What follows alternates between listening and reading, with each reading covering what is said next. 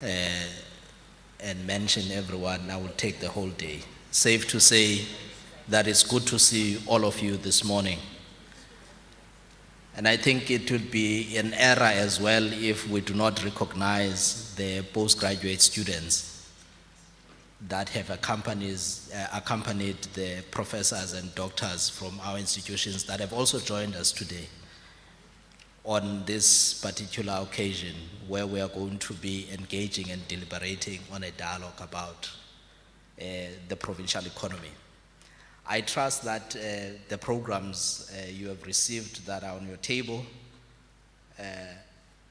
and in essence, they speak to crafting a way forward for the Eastern Cape in terms of economic recovery and reconstruction.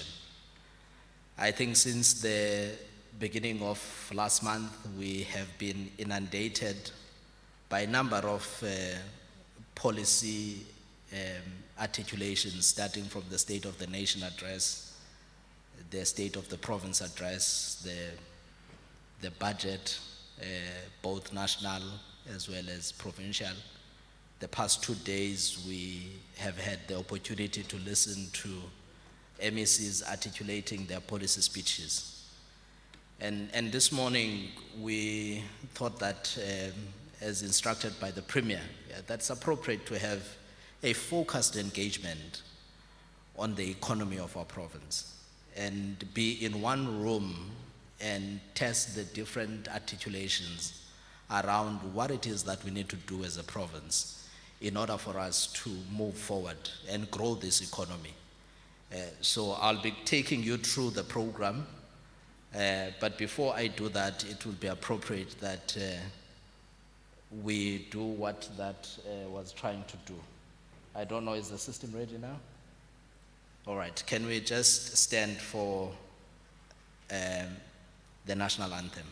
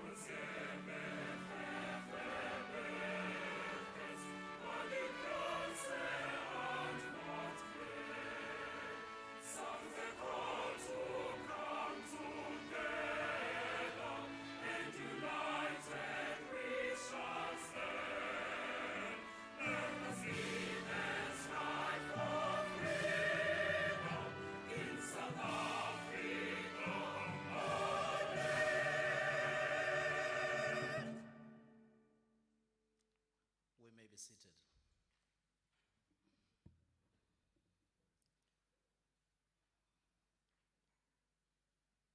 Premier, this is probably one of those occasions that when you listen to the national anthem, you start listening and hearing Economics 101 coming through the national anthem. The people, the land, the fortunes of our people. And maybe we can just infuse capital somewhere there in the national anthem. But we have never said for us to get the different aspects. It's been worrying that has been butchered recently on some other occasions. But this is not one of those platforms where we butcher the national prayer. without making long articulations, let me ask Councillor Mahata, who is with us from Buffalo City Metro Municipality, to come and welcome us all. I can see it's either it's very early in the morning or you're still very much khona ucwangco nje olungamkelekanga in how you are postured this morning. Mhlawumbe after you've been welcomed, you'll relax a bit and we can have this conversation. Councillor Mahata.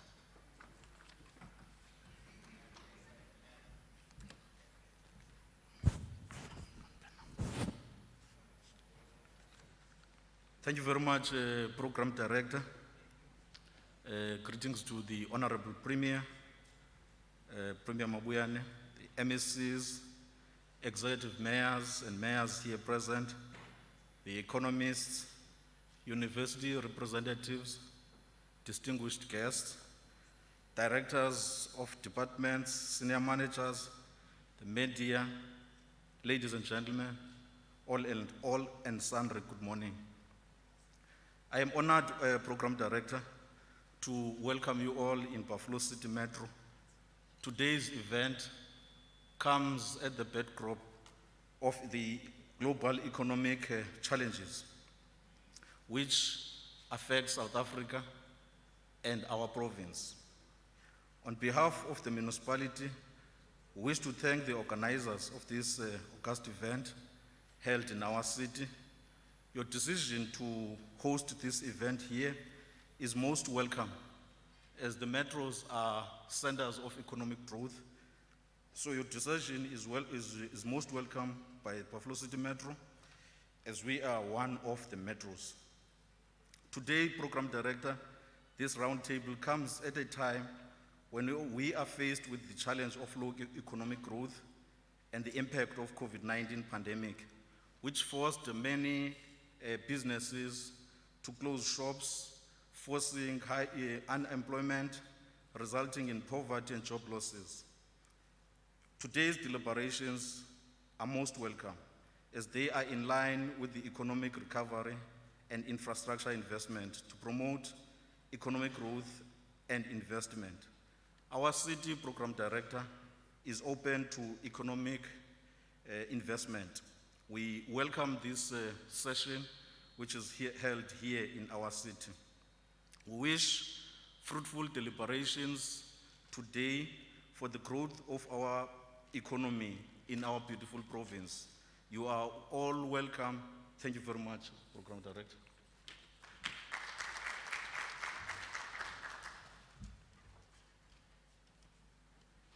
Siyabulela kakhulu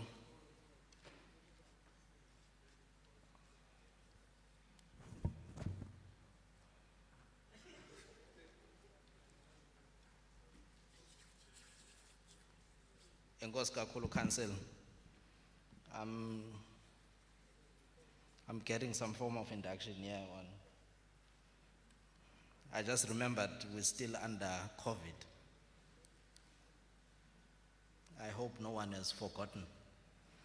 Yesterday I watched President Zelensky addressing Americans from a dungeon. I noticed that no one in that room was wearing a mask, but I'm glad today we are wearing a mask and no one is addressing you from a dungeon. We are all here. So I'm just merely saying that the COVID regulations still apply. Please do wear a mask as much as you can. Let's maintain some form of social distancing. Thank you very much, Councillor Mahata, for welcoming us. And in all honesty, the purpose of the roundtable, as I indicated when we started, is about a government that listens, a government that is not just interested in making articulations. When I started by saying that we have been listening as citizens to the leadership of the country, articulating plans on how to make our fortunes look better, and how to solve the unemployment crisis, on how to seek to make amends so that we can close the gap of inequality, and if we can, in our lifetime, eradicate poverty, it would indeed be something that this generation would have made as a contribution to society.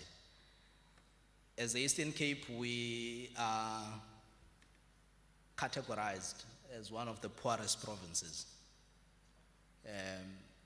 And in many aspects, this is proven. It's said that if you look at the top 20 municipalities that are poor in the country, at least 8 of those municipalities are in the Eastern Cape. You look at various indicators. If you look at the poverty index, the poorest municipality was rated at some point as being in Nzikayetu, a particular ward there in Nzikayetu at some point. So we are a people that are constantly looking for solutions to address the problems that we have as a province. During the hard lockdown, government sat and consulted some of the professors that are in this room in crafting what we termed at the time the Provincial Economic Recovery Plan. I remember it had 5 pillars, and Prof. Nwadi, Prof. Mishi, and others made a contribution to that.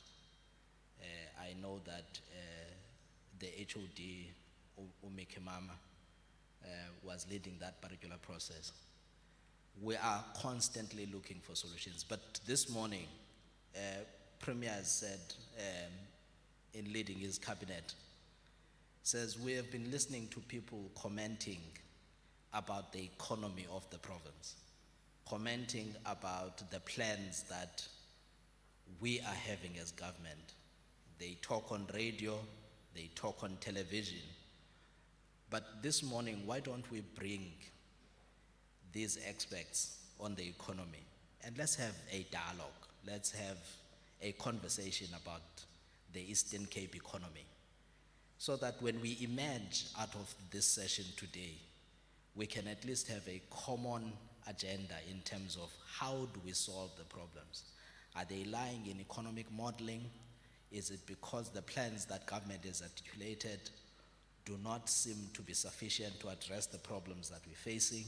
We're here to listen to different perspectives.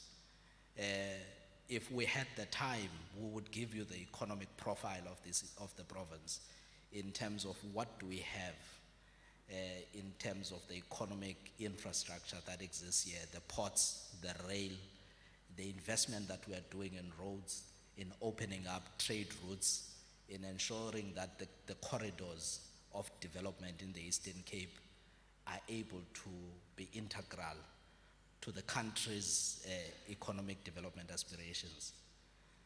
So we all know that South Africa has taken infrastructure as being key to its economic recovery plans post-COVID-19. And this morning we are here to just put all of that together. So we're going to have 2 panels, and I'm sure in the programs that are in front of you, you see the panels that we are going to have. But before we have the panels, where we are going to be deliberating, and as guests that have been invited, you'll have an opportunity to ask our panelists questions on the basis of what they will be articulating. So, ndingakhandi igqibe yonke lento. Without much ado, Premier, you have been introduced since the term started.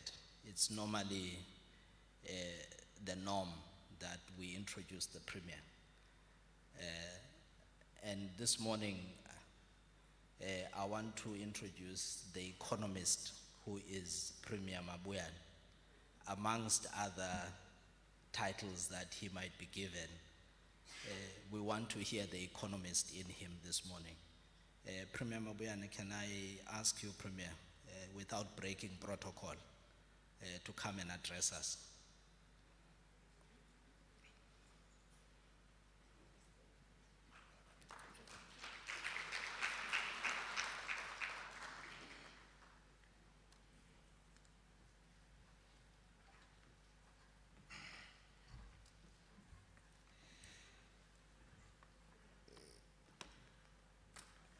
Thank you very much. Ibanda ngokwakho na ntombi yaseLusuthu namhlanje.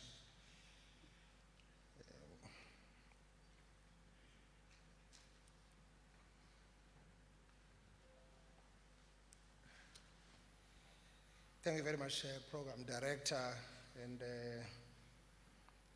greetings to members of the Executive Council that are present here, particularly those that are in the economic cluster, heads of departments. I know DG couldn't make it, the CEOs that are here, panelists, the professors that we have from our academic institutions or institutions of higher learning, the distinguished guests, members of the media, ladies and gentlemen, good morning.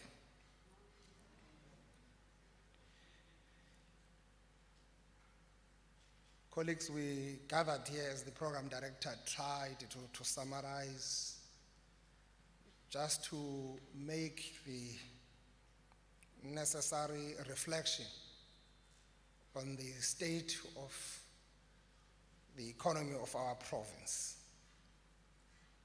When I thought about this, I wanted to limit it only to the opinion makers, analysts, those who are specializing in the economic sector. Now I see the interest that this has generated, which of course made us to make some mistakes that might be costly in the context of the recently agreed social compact. When you discuss the economy, you can't leave labor outside. That's a very critical voice, as he was indicating, the program director, that when you talk economy or economics, you talk of land, labor, and capital. Those are factors of production, and the economics or economy is about production and the growth. I think we must then profusely apologize that those who probably ought to be here and they are not here might view that now we think that the social compact we have agreed upon was just a talk show. We committed to it and we mean it. The other point that I was raising, Program Director, to the CEO of EXEC, that programs like this, just to have this attempt of striking balance to theory and practice, that these events must be held in our SCZ so that we're practical about what we're talking about. And people begin to see what we are doing practical on the economic development. Colleagues, we operate in a very ever-changing social, economic, and political world that affects our country, the province, and the world one way or other. It is important, therefore, that we create platforms such as this one to share insights with experts to enrich our response to current and future economic challenges. Prof Ncwadi ndiyamamela pha e-TV. Ndinimamele pha xa nisenza i-analysis yenu. Ndifile into yoba we are missing a very critical voice in the work that we are trying to do. There is no development now that relies on logic. Development must be anchored, must be based on research, so that we are able to get that necessary scientific advice that should be able to produce some sustainable solutions to the challenges that we're having. Colleagues, all of us are aware that in the past 2 years, the global economy has been engulfed by the COVID-19 pandemic that has affected lives and livelihood throughout the world. As we gather here today, China is back into hard lockdown after the latest outbreak of COVID-19 cases. World media reports that it is the worst outbreak since the early days of the pandemic in Wuhan. Ubanoloyiko ke kuba nalesi naso asifumene eChina, so asiyazi izawuza njani ke ngoku xa izawuza ngolu hlobo. To their credit though, this time around, China has moved swiftly to implement lockdown regulations to stop the spread of the latest outbreaks. The impact of the latest outbreak on the world economy is going to be very much massive, not just massive, but severe, because global supply chains largely originate from China. And it young into made in China. Everything that we have is made in China. So immediately, China sneezes, the entire world economy catches the flu. It is important, therefore, that countries of the world be on high alert regarding this latest development in China, but more importantly, China should be supported to overcome the latest outbreak. All these pandemics that are really severely or adversely affecting our economic fortunes are also taking place just at the backdrop or also in the context of our struggling to have our world economics fully recover. It's unfortunate that we are living in a globalized village. What happens here will surely have an impact elsewhere. That's what the politics of trade and investment relations will teach you. We were still grappling and battling with the 2008 economic meltdown, which we were very much finding it difficult to recover from that. Before that, professors in South Africa, some people have been actually believing that GIE tried its level best to grow the economy of the country.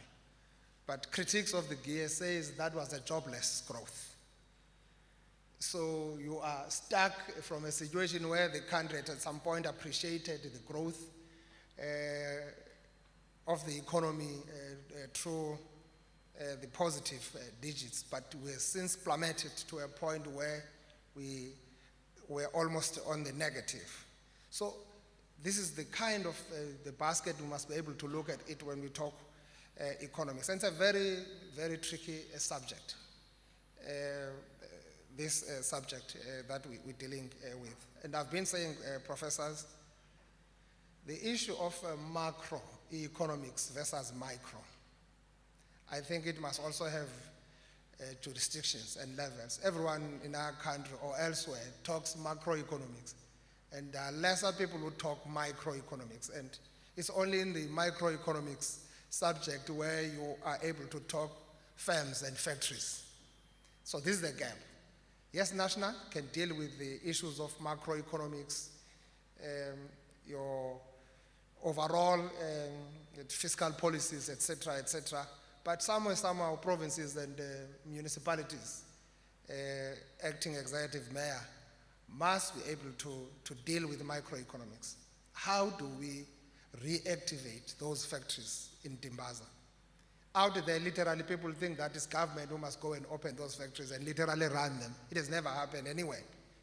But government must be able to create a conducive environment, reactivate those factories in Fort Jackson, make sure that ECDC makes those factories available. The painful thing is to have a situation where a potential investor will be sent from pillar to post to a point where someone loses interest and decide to go elsewhere to get a kind of an environment where people can work from.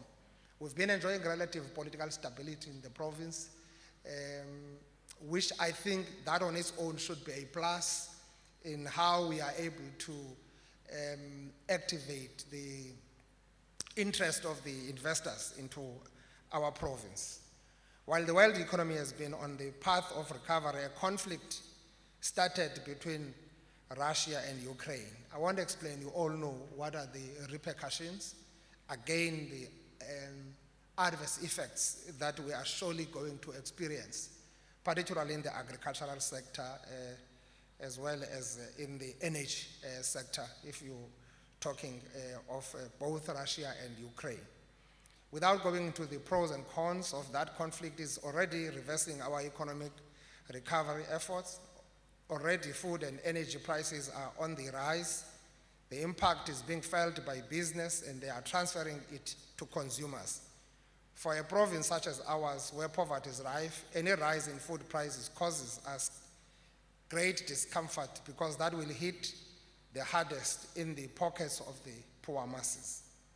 That is why we are advocating for a speedy, mediated resolution to the Russia and Ukraine conflict.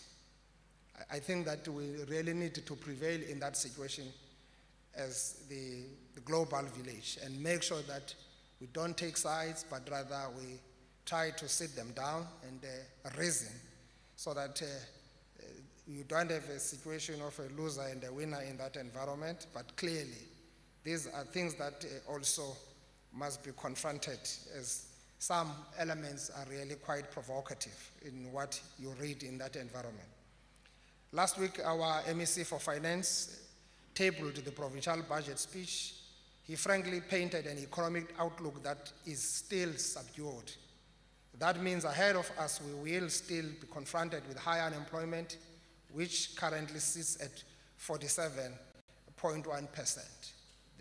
On the expanded one, we go above 50%, which almost says more than half of our population is actually out of the job.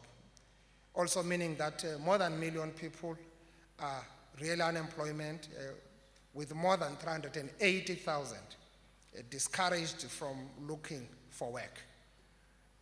When I get economists the part of discouraged workers who are not looking for jobs. Is it a question of this intervention of social security grant that because I've been looking at our community's community profile. Yes, we have high level of poverty and all that high level of unemployment, but our communities are growing in a better way than they were a couple of years ago. Yes, it's a question of just a job, lack of jobs that are there. You can no longer go out. Uyoba imbabala kwakuthiwa ke pha as mine xa ungasebenziyo uyimbabala xa uhleli phansi komuntu uyofuna umsebenzi kuthiwa uyimbabala usenobanjwa nanini futhi si-security yiyo le nto uyimbabala uhleli nje uyaphakuzela uyabaleka xa uye pha eKapa uyofumana umsebenzi usuka apho uyofuna kuthiwa pha xa ubambe temporal job ubambe ibhokhwe. That's a one-day job that can keep you going. So I think this issue is a very painful one, that we are this province that has been suffering from this migrant labor system, with thousands and thousands, if not millions of our people really going out of this province, looking for greener pastures, whilst we say we've got a huge potential in this province that probably should have been exploited long time ago. We are currently implementing an economic economic reconstruction and recovery plan in our province, with infrastructure development at the center of the plan.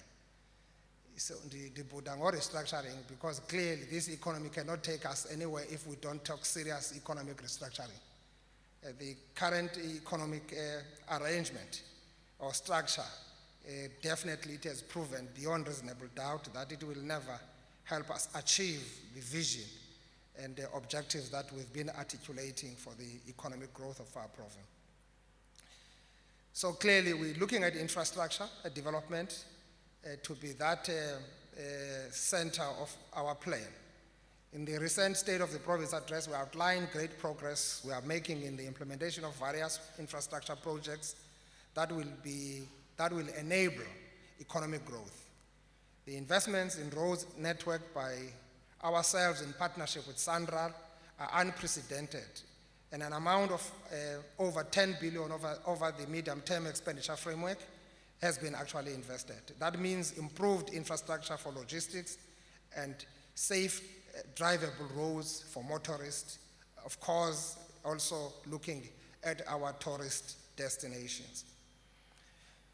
We appreciate the investment made by Transnet in our province. Transnet is a contested terrain, of course, with various interests at play when it comes to their investments. Our interest is the development of ports and rail infrastructure in our province so that the products manufactured in our province can be shipped to global markets from our 3 ports. The Port of East London has been neglected for some time, and we've been complaining about this. Yes, there's work that is being done now to ensure that that is being attended to and that port can become very much capable to handle the auto sector exports as well as the agricultural exports. Transnet has renewed appetite to revive the rail infrastructure, and they've already invested 26 million to refurbish the Cookhouse Plain rail infrastructure, which almost connect now Gqeberha to East London easily. The line that provides an important inbound transit on rail between the East London IDZ as well as Kocha IDZ. Ndiyayazi ke ba ndivile ba phaa Transnet ngokuna the feasibility study that has been done on the high capacity rail improvement between Johannesburg and Gqeberha is now seem to be going to confront some challenges from the economies of scales point of view. It's a discussion that I think MEC, we need to quickly look at it and begin to have some strategic engagement with Transnet around that. Because you will never develop Eastern Cape as long as you are always looking at things from the economies of scale point of view, and also from a profit margins point of view. You need a political will to integrate Eastern Cape to the national economic hub. In this case, that is Johannesburg. That's what talks about the restructuring that we are looking for in the economy. We've made this point before, Prof, that Eastern Cape might be peripheral to the center, but it remains the center of the periphery. So it's going to be important. Unfortunately, Eastern Cape alone is not going to function outside the entire economic ecosystem of our country. So there must be a way of integrating it to make it a point that it plays its part. But also to look at issues of the national security. I think what we saw July last year, the economic, the unrest that we saw almost exposed our country to this reality that as long as you invest between Durban and Johannesburg, you must understand that you are also running high risk of this economy one day being collapsed over a day or over a week. So from a government point of view, we've got to really internalize that and really look at those issues of serious investments from the government balance sheet. It's going to be important also just to activate the private sector to come on board on these issues. We know that there would be no economy without a consistent, uninterrupted supply of electricity to boost our industrial development plans in the province. This is the reason why we are reviving our nuclear energy investment plans in Thainspent to add to the gas and renewable energy plans that we have been articulating for the past decade. It's a huge potential that we cannot afford to miss. The electricity here will forever be expensive. Besides your load down and your load shedding and other things, but getting electricity from as far as Mpumalanga, whilst there could be other options that must be possibly explored to help us contribute to the national grid. So it's a question that government must begin to stand up and begin to channel also the private sector towards that. So we're quite interested in that thing spend, and we're definitely making a follow-up on that. Actually, we are having more potential than anywhere else in the country to get that one done. Our province is playing a leading role in ensuring energy security in the country, with 16 wind projects and 1 solar project completed and connected to the grid. The addition of the LNG project in Kucha will further boost to energy security and investors want. The private sector appreciates our effort in response. They are investing to expand their operations in our province. Despite uncertainty in the global economy, the auto sector continues to invest in our province. Isuzu will roll out the DMX Baki next month from the Gqeberha plant, following their 1.2 billion investment they've done since 2019. Last year, we opened factories for 16 auto sector supplies in the East London IDZ that have invested 3.3 billion into our economy. In support of the efforts of the auto sector industry in our province, the provincial government is actually further investing 93.9 million over the 3 years for skills and supplier development in the auto sector. Nani Bayes University, it's part of us expanding our skills base as a province. We are looking at those kids in your universities as part of our improvement of our skills base. We are not just giving you that money because you are universities here, but we are interested in actually improving the profile of our skills base and getting our kids completing their degrees, getting their qualification is our priority as a province. We don't want fees must fall things. ANC government has taken a very progressive decision to say it's no longer now a loan to those who are concluding their academic qualifications on time. If you don't progress, unfortunately, you've got to face the consequences. So we're looking at those. Painful thing is that many of them complete, but they cannot access their certificate for them to be able to go around and look for jobs. So we've put that 50 million into these universities, 20 million at WUSU, Prof. Nganyo, and 15 million at Forte, 10 million Prof. Mwadi at NMU, as well as 5 million at Rhodes. So it's because of also numbers that we have in terms of students who are in dire need of this sort of support. In the budget speech of 2019, we announced a groundbreaking provincial economic stimulus fund worth 1 billion, which was dispersed through the economic cluster and the provincial and municipal SOE supported by department submitted catalytic projects for funding. We're beginning to see value for that investment. The stimulus fund has further given rise to the need for an economic development fund and a provincial infrastructure fund as key instruments to support our trade promotion and investment efforts. So we have been deliberate in trying to change the economic fortunes of our province. In the budget that was presented by MEC Mvoko, the bulk of the budget goes to the social cluster in the amount of 69.8 billion and 13.6 billion to the economic and 2.9 billion to the governance cluster. This is the challenge to the pace of developing our province. This is further compounded by the fact that 65.4% of our total budget goes to COE, leaving only 34.6% for actually delivery of services and the development of our province. We're making strides to overcome these challenges by finding creative ways of sourcing funding for our capital projects from other partners. For instance, we're making a direct investment of 47 billion over the medium-term expenditure framework period through our goods and services budget to stimulate the provincial economy.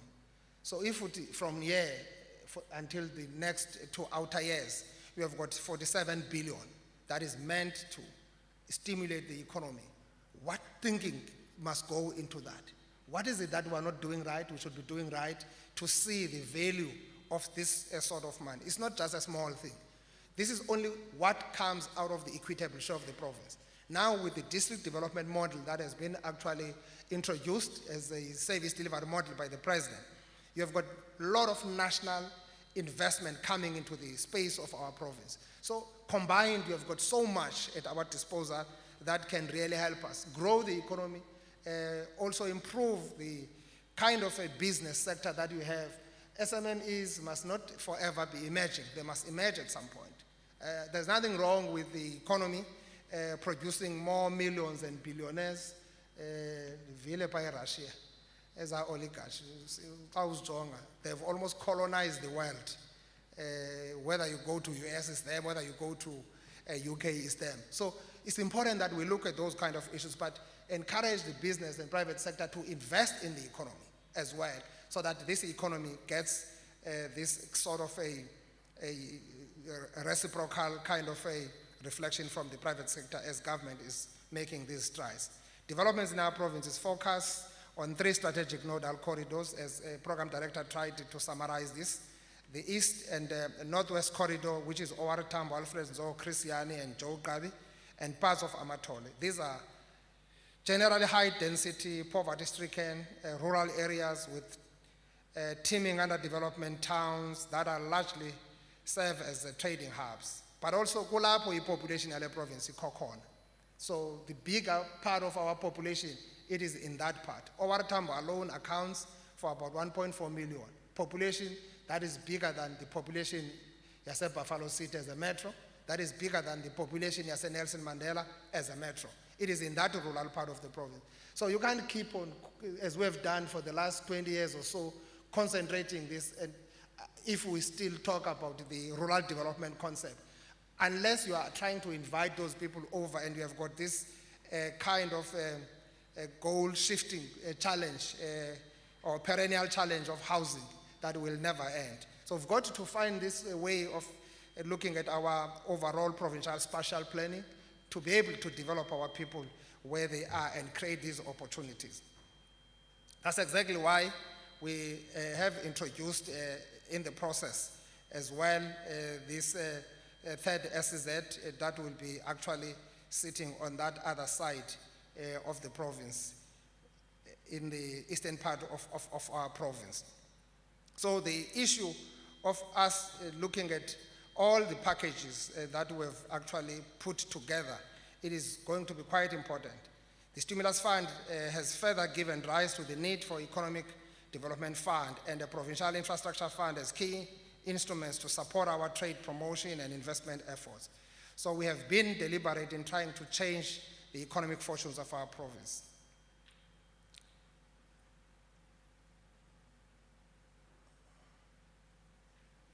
Developments in our province, as I've indicated, I know this tension that we continuously grappling with in terms of this very vast province, but it's forcing us to really look east, because this is where you have got a huge potential of Arab land, and if we are able to look and exploit that, we should be able to make a quicker positive impact in what we're trying to do in the province. The developments currently underway of the N2 road construction and the Wild Coast SEZ will improve significantly the economic fortunes of that region. If you look at it from a tourism point of view, as well as a business development point of view. Already through our 700 million small town revitalization programs, we are seeing private investment trickling into the region in the form of shopping malls that were never there before. Abanye abantu abayazi into okokuba zange abekho uSpar noShoprite eNgcobo. Uqale ubakho after democracy. Kwa-Italy esuka kwenye idolophu iye kwenye idolophu zange ibekho. So this is kind of work that government is doing. So with the work that we're doing on this small town revitalization program, we are actually creating conducive environment for also this retail sector to come on board and be able to develop our towns. In that, we are talking directly or addressing our rural development concept that we have actually articulated. Joe Gabi, or Alfred Nzo and Joe Gabi districts also have development potential with strong contribution from forestry, maize, and livestock production. Mbizana in Alfred Nzo and Stakespruit in Joburg are potential growth nodes. The development of the Mzimvubu River Basin in Alfred Nzo will also present opportunities besides the dam earmarked from Mzimvubu. The NDP has proposed substantial investment in irrigation infrastructure and agriculture-based enterprise. The Christiani district has significantly agricultural potential with good water resources and some irrigation infrastructure in the scheme established during the Homeland era. We are working with communities to ensure the irrigation schemes function at an optimal level.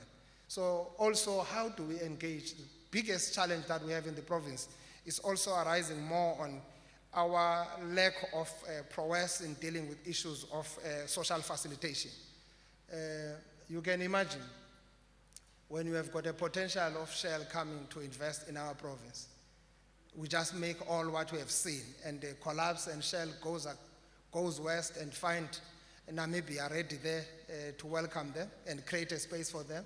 They do exploration, they are able to. It's not that our people don't need. Next thing, our people will have to go to Namibia to look for jobs. And we are forever being condemned in this space of being a migrant labor sending province. So it's important that how we engage our communities around these projects is also going to be quite critical. Hence, the Office of the Premier felt that we're going to be strengthening that part. Take our people along. Development of our people must be with them. They must understand it from its embryonic stage so that they don't just see themselves as just tail-end beneficiaries.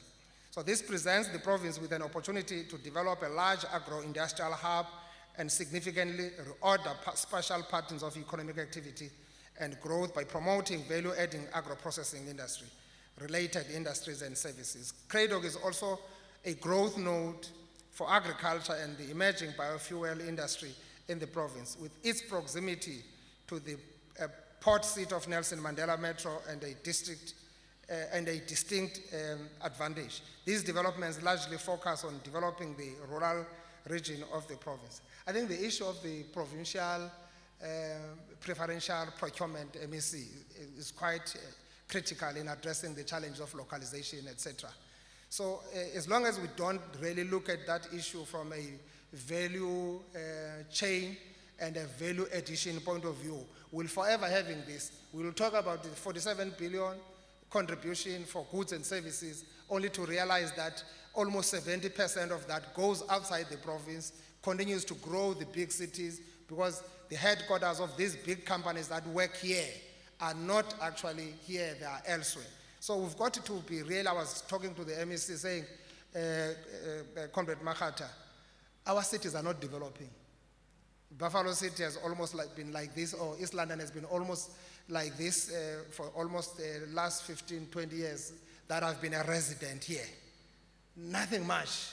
You don't see buildings going up. Is it a question that business is not interested to come on board? Yes, we appreciate what we see here in your marine development space, the water, program that you are doing here.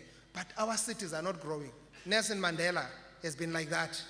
So we've got to begin to look at these issues quite seriously. What makes the investors not to be really sure, particularly from the property development point of view. It's another portfolio that we think can really contribute massively in the economy of the province. Hence, we are convening the Property Investment Conference soon to look at this issue, interact with the property industry and expert in that field, and see what can we do to really actually unlock that potential for the benefit of our province. Buffalo City Metro, being a central region corridor covering Buffalo City and Amatole district, is made up of coastal areas, parts of both the Sunshine and Wild Coast, and the inland areas of the former border region and the Ciskei. It is similar to the eastern region, but with greater urbanization and peri-urban informal sprawl. The auto sector in the East London ITZ are anchors of development for this region in the areas of agribusiness, knowledge service, light manufacturing, tourism, and property or small town development. There are also various opportunities for heritage tourism, including the linking of heritage, ecotourism, and sustainable agricultural land use. The Western region, Xaxadu, Nelson Mandela Bay, account for a significant portion of the Eastern Cape extensive coastline towards the west. The Nelson Mandela Bay, with its deep port of Ngquga and Gqeberha or Port Elizabeth, Kucha SCZ, and OEM such as Ford, Bike, Isuzu, Volkswagen, is the economic hub of our province. The region has a great potential for tourism through the towns of Port Alfred and Jeffreys Bay, as well as the Tsitsikamma. Xaxadu has an abundance of natural plants that could drive economic development, such as fine boss, aloe, and all range of such species. The region is a mohair production industry, also has a room for expansion. Xaxadu also has a potential for the generation of renewable wind and solar energy. Yabona ke pha eGqeberha pha, sithetha nange relocation of manganese tanks in the port of, that's a done deal. It's a project that is being worked out now, and we believe as soon as you open up that land, you are inviting your waterfront development in that space, your retail, etc. These are really opportunities that we believe are out there for us to look at them. These are catalytic projects that in the Eastern Cape we've been talking about them for the last 20 years. That's our weakness. We talk too much, we do less. Now we're trying to do more and talk less. We are striking a balance between the mainstream economy and the township rural economy by revitalizing industrial parks as key strategic centers for microeconomic activities. Infrastructure upgrades in the industrial parks are progressing, and master plans are in place for the parks to attract investors. The property portfolio of government is another area we are exploiting to transform the economy. We will be convening our property development and investment conference, as I've said, by end of March.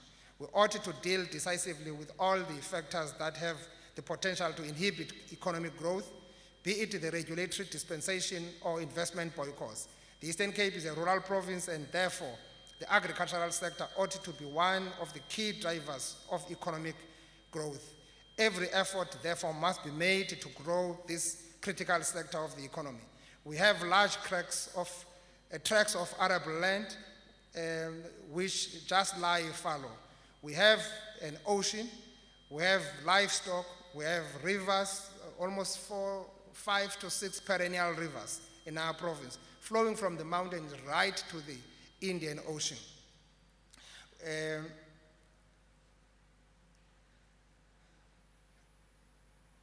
At the peak of COVID-19 pandemic, the agricultural sector in our province has continued to be resilient and continues to grow.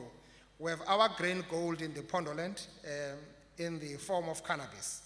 The provinces of Western Cape and Gauteng are making some strategic moves on this, and it's important that we can't continue being focusing on the prime production. This is where we're losing jobs. So we must be able to look at that as well as the actually processing part of it, that is going to help us to really create jobs and make a positive dent in our economy. My fear is that we might be missed out again on the opportunity in the cannabis industry if we fail to master social facilitation and involvement of small-scale farmers found in the deep rural areas of Pondoland. I know, Manyaza, you are doing some work there with the SRDA. I think we just need to intensify collaboratively to ensure that we don't lose the track that we've just, the momentum we've just started. I would appreciate it a great deal if we can have thoughts from economic experts on the work we are doing so that we can sharpen our focus going forward. We are here to be criticized, Prof.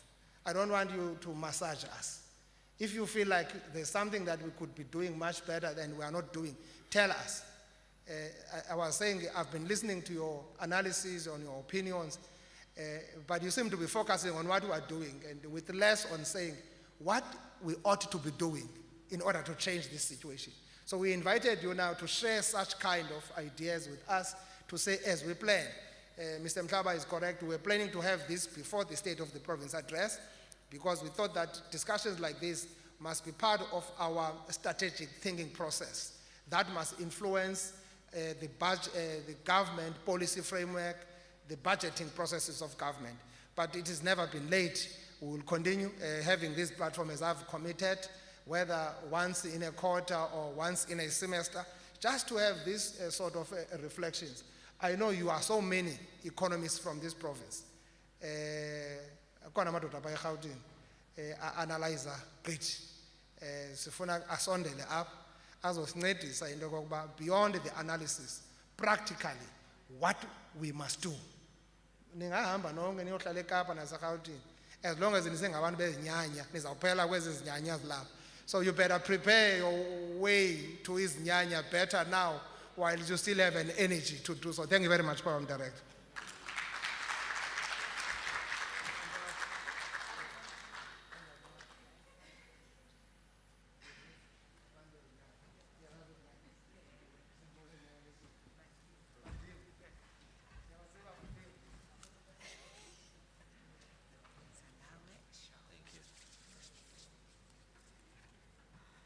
Thank you very much, Premier. Can we give the Premier another round of applause? Bencinga into yoba Premier izinyanya nazo zine economic articulation about where we should be. Xa sizikhangela nokuzikhangela. Thank you very much for that. In terms of our program, we're now going to go into the panels. I'm not going to reiterate what Premier has already articulated, which I felt was all-encompassing, was balanced, and covered pretty much all the different aspects that we then need to talk to. It's not everything, it does not limit the perspectives that you still share. Premier, let me say, you spoke about analysts that are sitting in Joburg. We do have some of them in the room. They came this morning, and one of them is Mr. Hamlet Clomendini, who's an agricultural economist at ABSA. He's going to be joining us in the panel that's going to follow. So without wasting time, can I request Mr. Makaula to come together with our guests as they're listed on that program. MEC Madigezela, MEC Peters, Prof. Nwati, Prof. Nganywa, Mr. Shomendini,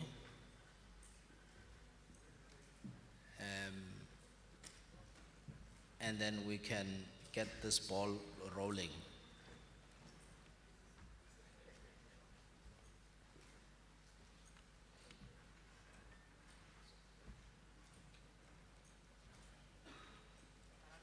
You can come.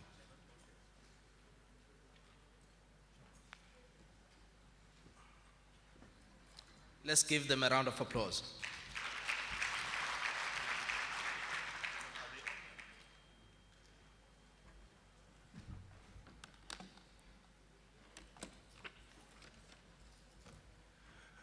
Right, thank you very much, Mr. Mhlaba, for all that, and thanks so much once more to the Honourable Premier.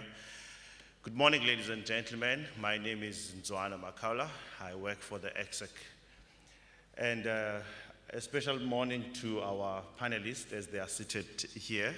And I would like to introduce our panelists, and I would appreciate that we give them a warm round of applause after I've introduced our last panelist. I am going to start right next to me. Just brief introduction, and I will implore you colleagues to Google our panelists. They are all Googleable, so in the interest of time, I'll just say the highlights of who they are. Mr. Hamlet Clomendini, as Mr. Mhlabe has said, he's an agricultural economist and columnist. He's a speaker and a prominent voice on matters relating to agriculture, economy in South Africa. He currently serves as a senior agricultural economist and specialist at agribusiness. We've got Professor Ncwadi. He's an expert in his field with years of experience in banking sector, whose research focuses mainly on public finance, small business development, informal sector economics, and econometrics. He has published both in local and international journals and has read papers in various academic conferences both in South Africa and abroad. Professor Ncwadi is currently a full professor and director of the School of Economics, Development and Tourism at Nelson Mandela University. We've got Honorable Babalo Matigizela. He's a qualified town planner, a member of the Executive Council for Public Works as from May 2019. He's a member of the African National Congress Provincial Executive Committee and a former Human Settlement MEC. We've got Professor Tobeka Nganywa, a professor of economics in the Faculty of Education, Department of Economics and Management Science at Walter Sisulu University, and a member of EDHES, Community Practice in Entrepreneurship, Learning and Teaching. She's a board member for Economics Research South Africa, a former professor and HOD in the Department of Economics at University of Limpopo. She has expertise in the field of applied economics, public sector economics, monetary economics, development economics, and econometrics. She has been involved in projects such as student entrepreneurship development with higher education, resilient futures, and transforming mining sector in the Limpopo province. We've got our MEC. She has been introduced earlier also by the Premier, Umamunon Ubela Ntombo Xolo Peters. She's our politician in the province, a member of the Executive Council. She is currently the MEC for Rural Development and Agrarian Reform since 2021, and member of the Eastern Cape Provincial Legislature since 2018. Ladies and gentlemen, these are our panelists that will be kick off our debate this morning, obviously with your indulgence. So I invite you to please give all of them a warm round of applause.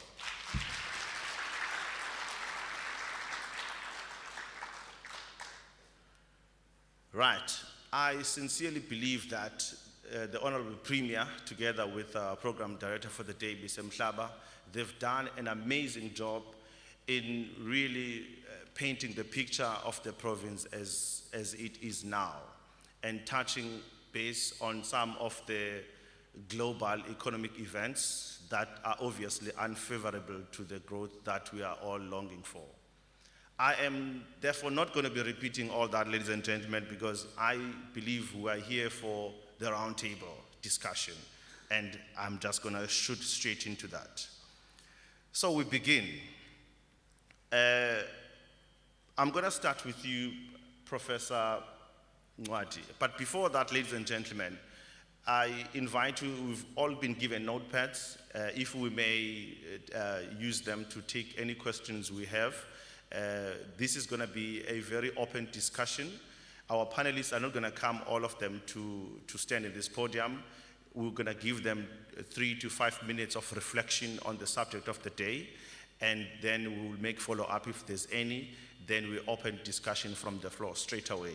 So we sincerely want this discussion to give more time for the discussion and more time to our panelists to all engage us. So if we may do that, and I must also announce that we've got our secretariat that is taking notes from this in order for us to prepare the roundtable report, after which we will be gladly present to the leadership as and when is needed through our CEO. Right, Professor Ncwadi, in 2020, nationally, the Economic Reconstruction and Recovery Plan was launched, and NCAD, which was NCAD more than anything on infrastructure and investment, as it were. For provinces, including ours, we did follow suit, and we've got our own Economic Reconstruction Plan, which the Premier alluded to earlier on. And the Premier highlighted some developments and progress to now. However, would understand, Prof, that such plans are not without any challenges. The Premier alluded that there are hindrances to economic growth. In your own view, Prof, what can you highlight this to us? And I'm inviting you, before you can comment on this, to first have your own 3 to 5 minutes. Then I would appreciate if you can tackle this for us. Then we're going to give opportunity to other panelists. Over to you, Prof.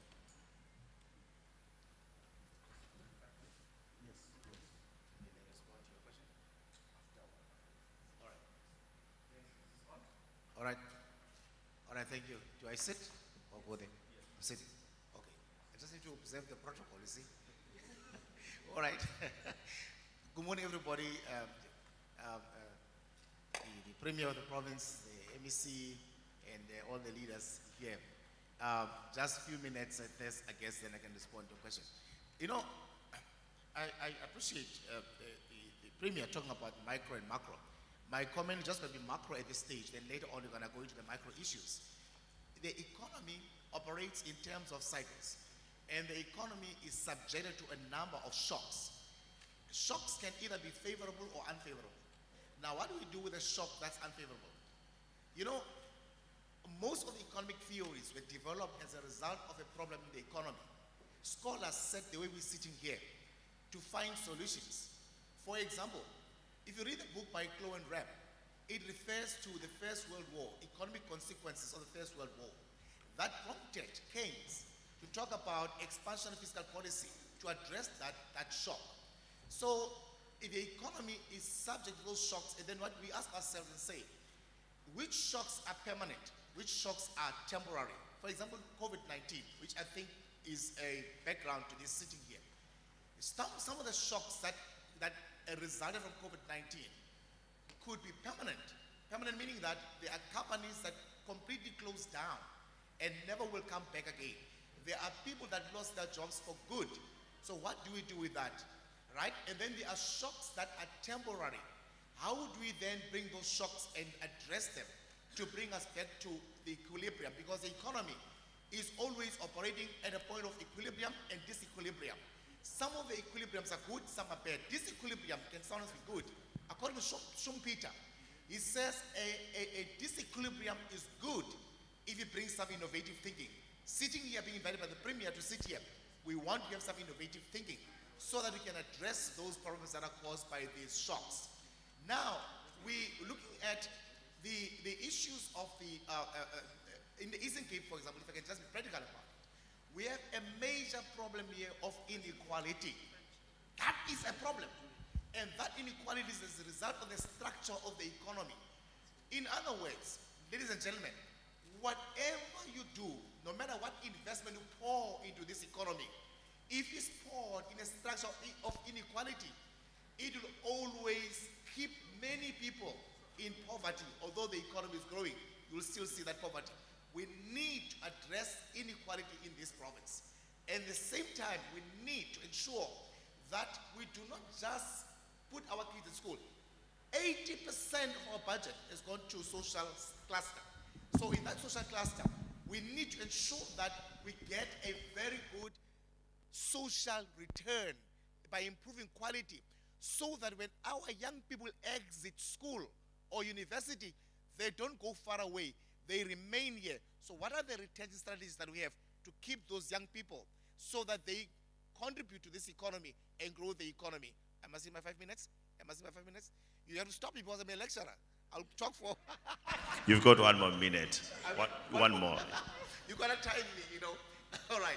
So that's important. So I hope, Premier, at the end of the day, to make this viable and fruitful, these discussions here, which sectors, where do we need to channel our money? Because the budget must talk policy, and policy must address the needs. And if we misalign our purse, our money, and misalign it and misallocate our resources, we will never be able to solve the problems in the Eastern Cape. We'll always have, as the Premier said, you know, we have your growth, but still have people trapped in inequality. So we need to address that. Those are my opening comments, Chair. Thank you very much. Thank you very much, Prof. Much appreciated. MEC Matigizela, we're going to give you an opportunity Just as a reminder to people, our panel title is Infrastructure, Recovery and Growth Post-COVID-19. I would appreciate if MEC can give his own reflections on this subject, perhaps also giving some highlights on what is contained in the department's policy speeches and the reflections.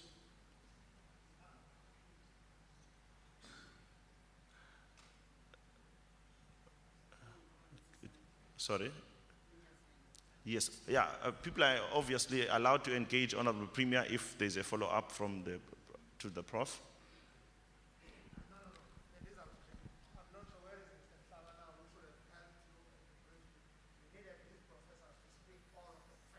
Okay. Then, They were part of the briefing. okay, So now they see that some changes now. So then the MECs will come later. not a problem. Thank you I've so almost much. covered them. Thanks so much, Honorable Premier. On that note, we'll jump straight to you, Prof. Nganya. We would appreciate your 3 to 5 minutes. Yeah. Sorry. Is it still a morning or what? Hello? Okay. Am I audible? Okay, thanks. Honorable Minister and the Cabinet of the Eastern Cape, my learned colleagues and the entire community of the Eastern Cape, good morning, if it's still a morning. My views are that I think the Premier has alluded very much clearly on the problems and the achievements of our province. And repeatedly, he was always looking at the issue of unemployment. And I was very worried to see that half the percentage, 50%, almost 50%, because 47.1, when you round it off, it becomes 50%.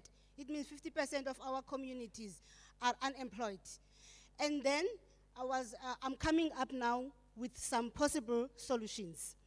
There is something that is called action research, whereby you put some action out there, and then you evaluate later how much that one will, what is the impact of that research, or of that thing that you have put, like when you are giving students or learners nutrition, and then you evaluate if nutrition works.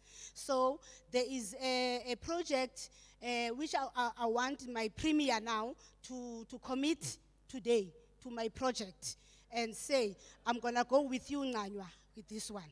Because this project, I've seen it worked at the University of Limpopo, and now I want it to work for my province, whereby we train students to go and train the communities about student entrepreneurship,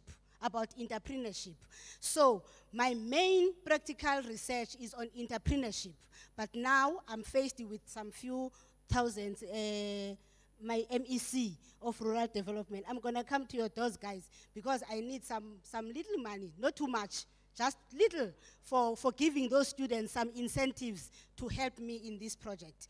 And this thing of entrepreneurship, it's linked to a concept, you can Google it now, which is called economic complexity. I will give you a few things about economic complexity. And I think, Premier, what is missing in our Eastern Cape with all our efforts is economic complexity. Meaning that whatever we are producing is not sophisticated enough, is not unique. We cannot trade it to countries and become economic complex. So, like for instance, I've got a picture.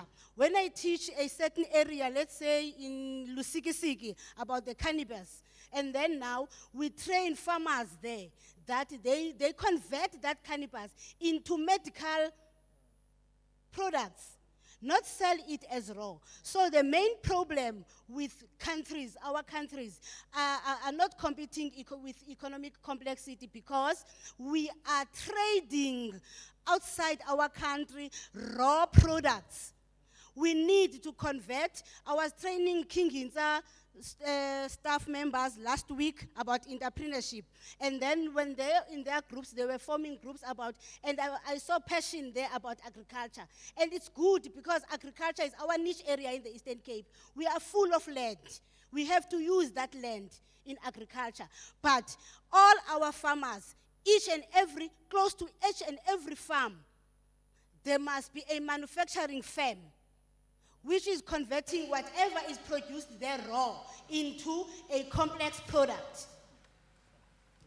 If you are producing spinach, don't sell spinach as raw as spinach. Change it into some juice that is going to help some COVID, so that we can trade this to the world and it help us. We have got umhlonyana in our country which is rich, but now we are failing to convert that umhlonyana into complex products. So the issue of complexity says, whatever we are producing in our country, let us change that into complex products so that these products are unique, we are going to be competitive. In the Economic Complexity Index, we are around 50-something out of about 100 and something countries. But now we need to move like Japan. Japan is number 1 in that economic complexity, and Japan is full of water. But they are changing whatever in their water and technology into complex products. Okay. Germany as well. Thank you. And then another last point now. All I right. think I've got a minute. Yes, you do. Thank you. And then another last point now is commercialization of research. We as universities, we have got a responsibility now to commercialize research so that the research that we are producing have an impact in the society. We no longer now produce research for publications. So all the universities are transforming in South Africa. And for that to happen in the universities, we need entrepreneurship skills. We need to provide basic entrepreneurship skills to our universities so that they can take part in the commercialization. Thank you. All right. Thank you so much, Prof. Those points are quite very complex, and we will have enough time that we go into the granular detail. And I believe you've also prepared a submission that we can engage with even beyond this roundtable on your inputs. So that is really much appreciated, but I'm sure there's going to be more interaction for further engagement to some of your inputs that you've made. They are really appreciated. Thank you so much. Mr. Tlamendlini, over to you, Mhlekazi, and you've got the next 3 to 5 minutes. Thank you. Well, thank you. Thank you very much. When we were talking about the roundtable discussion, Premier, excuse me, I had a different picture altogether. I did not expect that I would be sitting in front of people here. I thought we would be sitting in a round table discussing stuff. And if you look at how I'm wearing, I'm so far away from the people on my left. With my jeans, I'm used to sitting home, just having those teams meeting with my jacket and my shirt, but not showing what is down there. So if you're uncomfortable, anyone, in how I'm wearing, apologies for that. Mr. Kaula, you've actually included me in a panel with very, very professional people. And I feel like I'm really small with the professors and all of them. But I would like to add just 5 minutes in my time because they speak very fast, twice the way I speak, because they're always in front of the student talking. You're right. So, colleagues, I think the question that we're trying to address here is, what do we need to do as the province, that will best drive economic recovery in this province in a short to medium term? And I think that is something that we need to get out of this place, having addressed. And I think it will be important as well for the Premier, when he gives that address of his, to incorporate some of these things that we're going to be speaking about here. And my colleagues here have already, or my professors have already touched on a number of them. And the Premier when he was here as well. My view is that as we embark on this economic recovery, we need to follow an approach, that is more locally oriented. I know that we tend to do things in a unison in this country. Check what is happening in Gauteng, check what is happening in other provinces, but our province is very unique, and we need to recognize that. So whatever that we have to look at and decide on, it has to be oriented specifically to the dynamics of this province. And I think that is very important. And one of the things that already Professor Ngwadi has talked about is that we live in a society that is so unequal. And it has been like this for the longest time ever. And we've had numerous discussions exactly around this point. And it's very discouraging and sad that we are still on this point. I mean, how many years after democracy? But it speaks again to the point that he made with regards to the structures in this province. Not just in this province, economic structures in the whole South Africa, which tends to favor, if I were to speak like that, a certain group of people. So we need to look at that. So here's a thing that I've actually thought it's important, Mr. Makaula, to address the issues that we have in this country.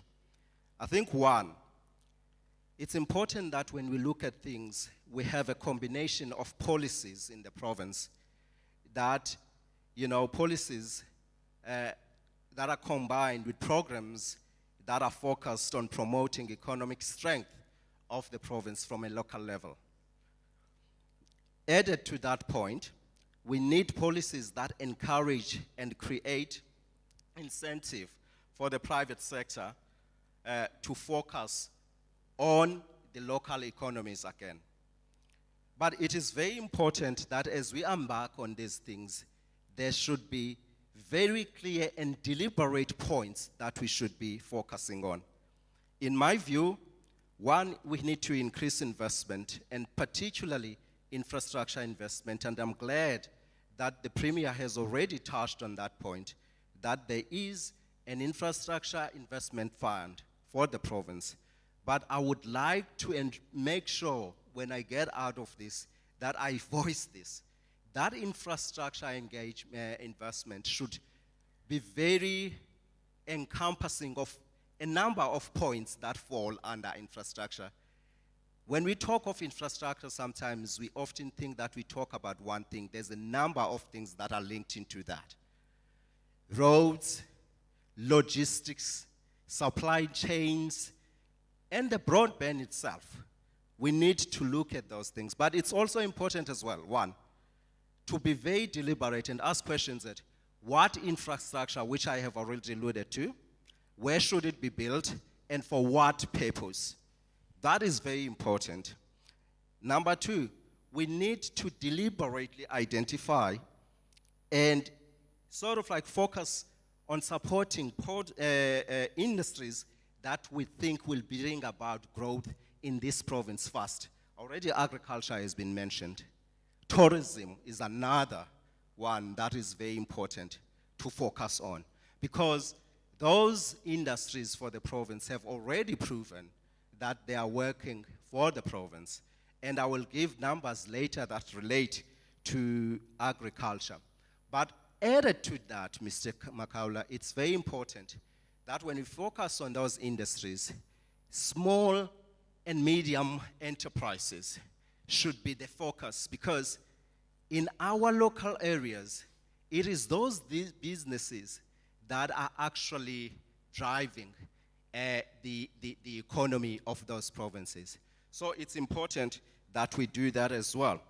Also, we talked here about, I think somebody mentioned the skills, but it's important that we create a society that is inclusive.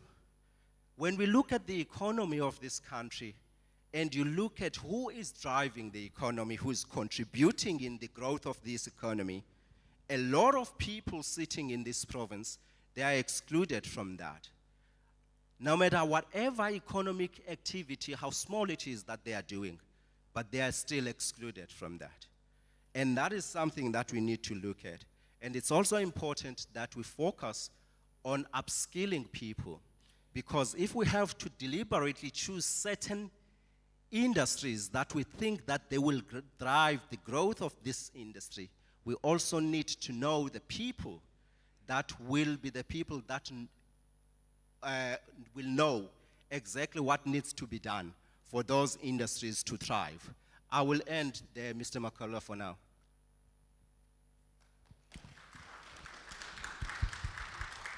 Thank you so much, Mr. Clemendin.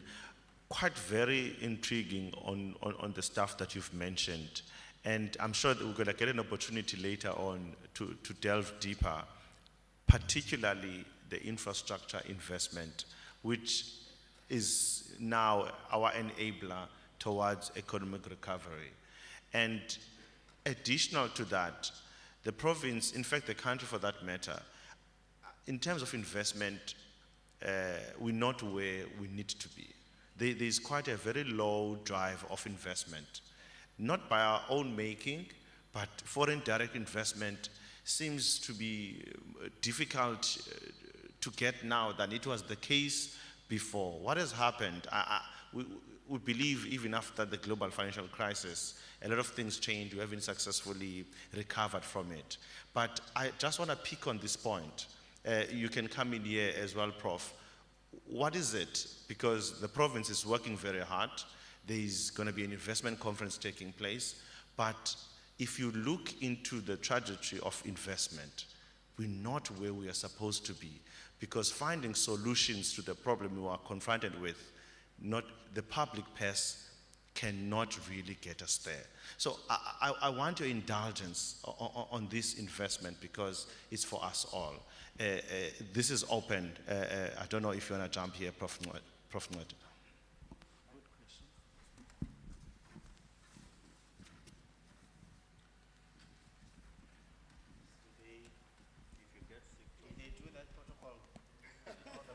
Yes, they did. Yes, please just press it. All right, thank you very much. All right, very important. You know, investment are important. You know, I listened to the budget speech, very closely. At the end of the budget speech, I said to myself, I said, we really need an investment drive strategy as never before in this province. Because bulk of our budget has gone to the social cluster. I must be honest, I haven't broken it down. I need to look at that social cluster, what is contained there, but I know mostly we've got education, we've got health and so forth. But I need to look at other aspects as well, what's under that social cluster. Now, if a bulk of the budget goes to the social cluster, what they need to do is to ensure that, because remember, most of the stuff in the social cluster is subject to quid pro quo. In other words, there is no proper return really, or that you get. And you need to make sure that you improve the quality of those services that you pay for, so that even if I've got my medical aid or I've got money in my pocket, enough money, to use a public service should be my choice, should be my preferred choice. To say that I want to go to public hospital, I want to go to the public school, but that's where you locate your money. Right. Now coming to the investment. Investment, you talk about the FDIs. There is a level of FDIs coming into the country, but what you need to do is to check to say how much of that FDI finds its way to the Eastern Cape.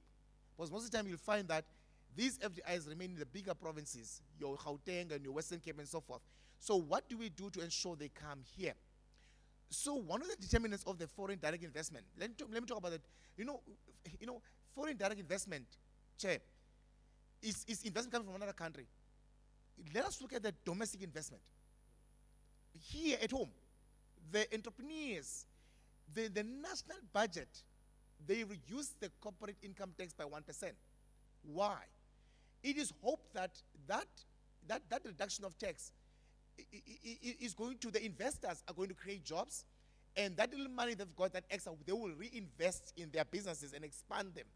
If you have a business in Gauteng, then you can open one in the Eastern Cape, you open one in KwaZulu-Natal and so forth, but you want them here anyway, because we're in the Eastern Cape now. So, but if the entrepreneurs do not do that, then you're not going to be able to grow the economy. Why are entrepreneurs not doing that? Because of risk averseness, because they are uncertain about future policies of the country, because maybe of the rigidity in the labor market, and many other aspects that could make our benefits be suboptimal. So also, we have used monetary policy in this country. I mean, for some time we had a reduction in interest rates. Recently they increased. We were hoping that when interest rates decrease, there's going to be more investment coming to the country for domestic investors, entrepreneurs. The firms will expand their business because to access money in the bank would now be cheaper. But we didn't see any improvement in terms of investments. Neither did we see any improvement in terms of unemployment, albeit that interest rates were low. So somewhere, somehow we're stuck. It means there's more work that we need to do as government, which it's creating that atmosphere or that environment which is conducive to draw investment to stay here.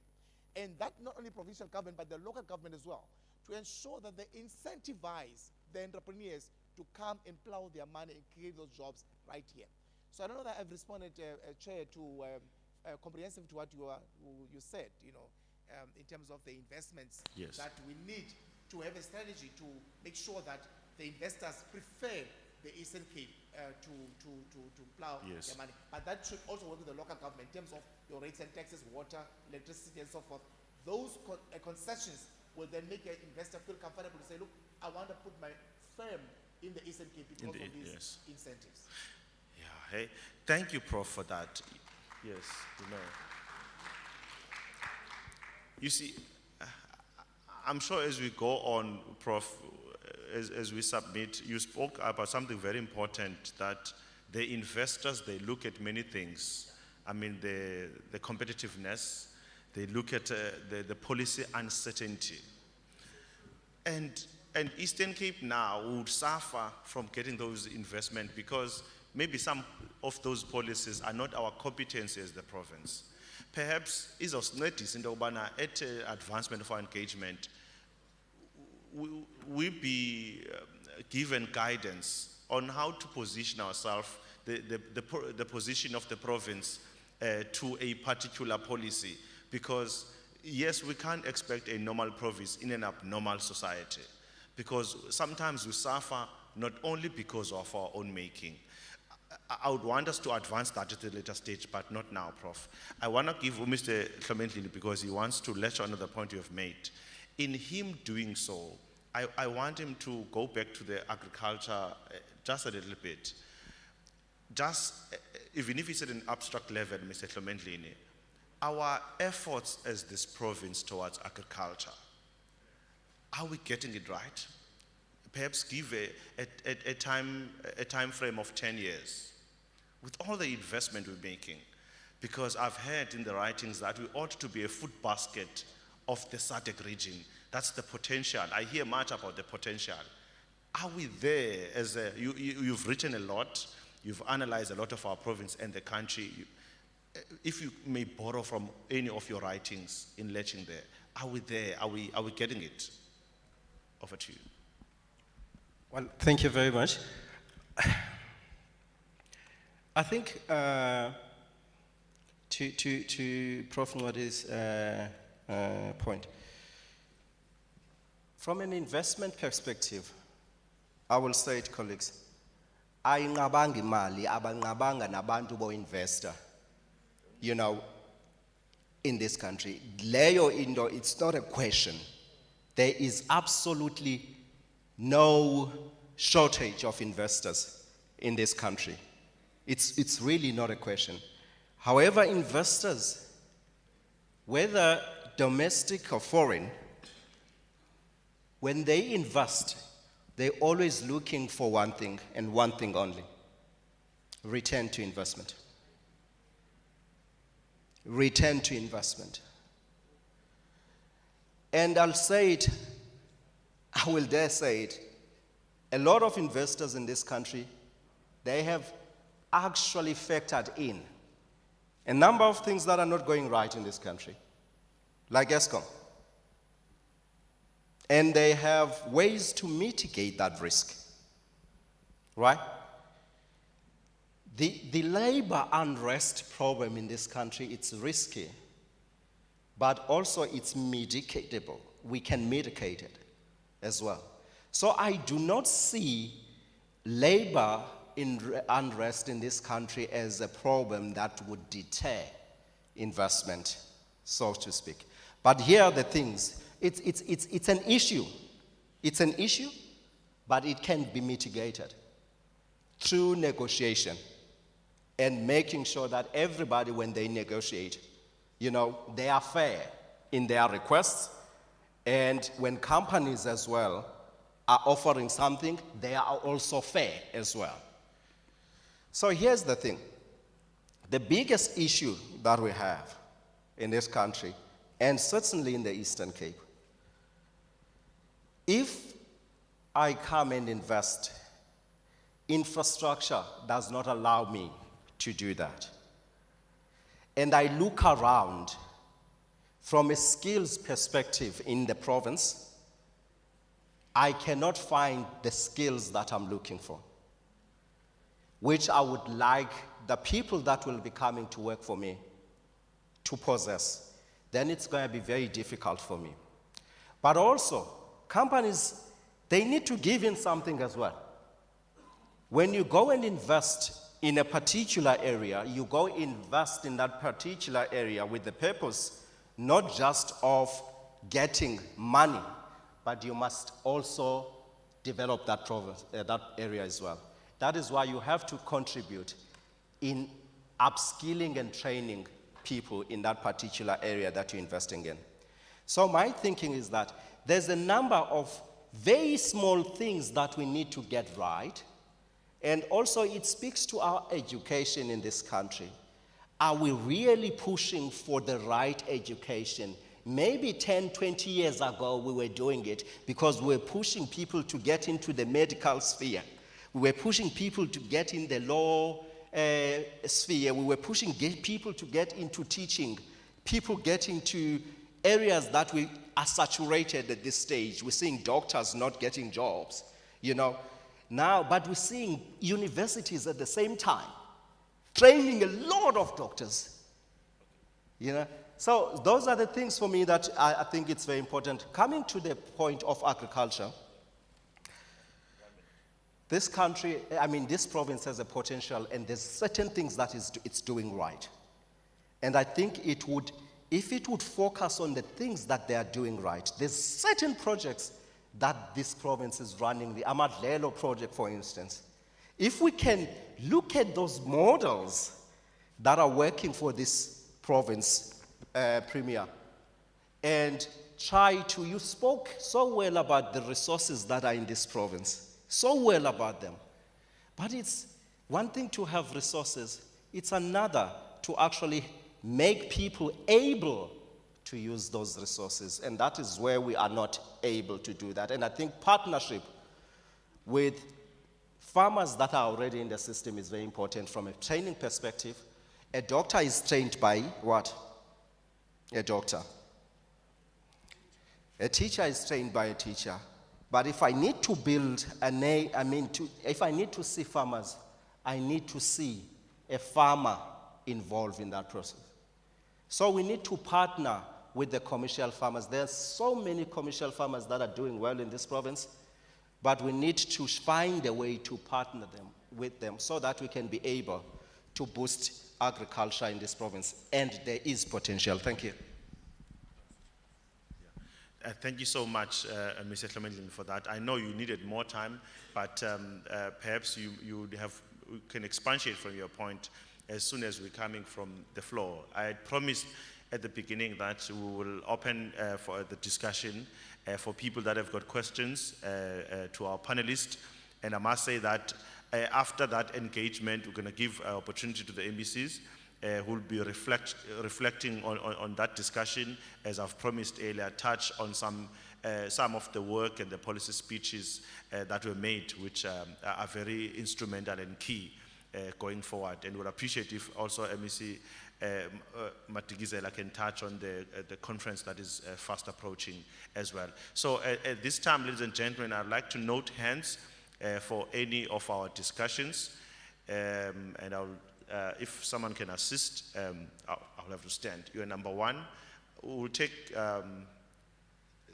all the hands, because there's not many of the hands, then we'll give an opportunity for response. Then we're going to go straight to our MECs and we'll wrap up. I've been told we're not doing too good with time. Apologies about that. Yes, our number one is in this table. Number two is here. Okay, I'm just going to note for now, then please keep your number, then we'll move. You're number two, Mtlegazi, and number three at the back with the check shirt, number four, number five, number six in that table, number seven in this table. I hope you're not forgetting your number. Number seven, Dr. Kumalo. Yeah, that's about it.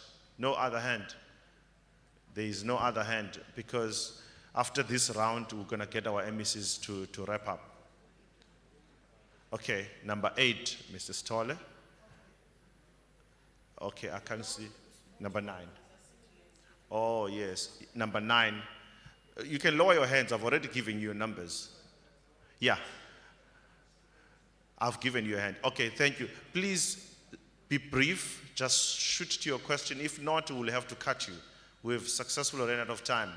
Apologies about that, but let's go, Sisi, just straight to your question. Thank you so much. Good morning, ladies and gentlemen, Premier. I'm not sure if it's a question or a sort of a solution, because when Premier was talking, he said we must not sugarcoat. Dozie Healy from Otago University. I believe let's start from the root. Let's start from basic education. Because if you start at varsity level, that's where we're wrong. Those kids, they come from basic education where it's limited what they need to do. So if you start looking at the problem from basic education, try to have schools that produce artisans, because not most of our kids are theory-based, but they're practical-based, but they fail because basic education does not offer that. So can you please start from basic education? Thank you so much. Thank you so much. Number 2, before you ask your question. Thank you very much, Chair. My name is Azola Mkuba. I am from Lovedale TVET College. I am heading a program called Rapid Incubation and Center for Entrepreneurship. My question and contribution is on the issue of entrepreneurship, agriculture, and jobs creation.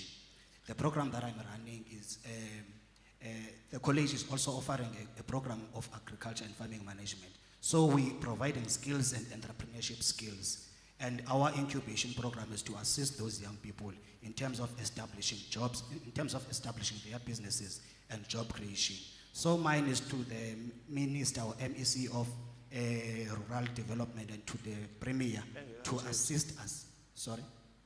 No, continue, Mtlegazi. Yes. Mine is to the Office of the Premier and to the MEC of Rural Development to assist us in making sure that this program is sort of continuing, because these students that have completed their studies in farming management and agriculture, working with our incubation program, are establishing jobs, but need an opportunity in terms of funding and all other. Okay.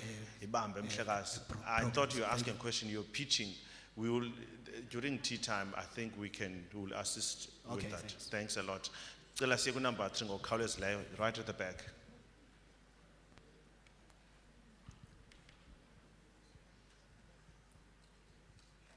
Number 3 was the gentleman with the check shirt. Yes. Your hand was not up, Mtlegazi, please. No. Sorry. Over to you. Thanks, Mr. Makaul. Prof, how are you? Protocol observed. My name is Sandile Mjama. I'm from the Black Management Forum. The first question I'm just going to raise is, I'm concerned that black people are not worried about the DA trying to scrap black economic empowerment. I'm concerned that is not a discussion. Now my question, supplier development and enterprise development are historical tools that are supposed to empower black SMMEs. Now, how do we use those two tools? And please, the academics, make it practical so everyone can understand. Let's not talk theory. How do we use supplier development as a tool to create black millionaires and black trillionaires in our townships? Can you just use this theory now, and how do we use these tools that are existing in our township and villages to create value out of our township instead of trying to always make townships into urban areas? Thanks. Thank you.